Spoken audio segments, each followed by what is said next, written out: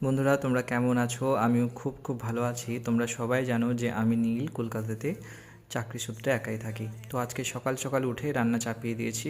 আজকে রান্না করব বেগুন দিয়ে, শিম দিয়ে, খয়রা মাছ। আগের দিন মাছ ভাজতে গিয়ে বিচ্ছিরিভাবে সব মাছ ভেঙে ফেলেছিলাম, একটু মনটা খারাপ হয়ে গেছিলো, কিন্তু এখনও শিখতে হবে, ধীরে ধীরে সব কিছু শিখে নেব। আজকে একটু গল্প করি তোমাদের সাথে। আমার বন্ধু বান্ধব সবাইকে বলতে শুনি, মানে ট্রেনে, বাসে, মেট্রোতে তারা অনেককে দেখে ক্রাশ খেয়ে যায় রীতিমতো। কিন্তু আমি কখনো ওভাবে কাউকে দেখে ক্রাশ খাই না। আমি জানি না কেন, আমার মেন্টালিটি কীরকম বা আমি কী দিয়ে গড়া, সত্যি আমি জানি না। আমি ওভাবে ক্রাশ খাই না। মাঝে মাঝে মনে হয় যে দু লাইন রবীন্দ্রনাথ পড়েনি, বঙ্কিমচন্দ্র পড়েনি, শরৎচন্দ্র পড়েনি, যে 2 বিঘা জমি কবিতা মুখস্থ বলতে পারবে না, তার উপর আমি কি করে ক্রাশ খাবো?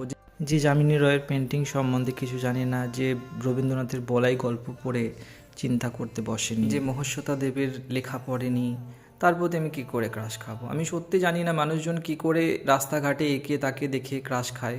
মানে কেউ একজন সুন্দর দেখতে বলেই তার উপর আমি ক্রাশ খেয়ে যাব? আমি সত্যি জানি না মানে কি করে মানুষজন ক্রাশ খায়। মানে আমার নেচারটাই হয়তো একটু আলাদা সবার থেকে, এই কারণেই হয়তো বেশি লোকের সাথে আমার বনিবনা হয় না। কিন্তু যাদের সাথে আমার বনিবনা হয় তাদের সাথে আবার খুব সুন্দর বন্ডিং, একটা প্রাণের সম্পর্ক গড়ে ওঠে। তো বন্ধুরা, টাটা সবাইকে, অনেক জ্ঞান দিয়ে ফেললাম আজকে।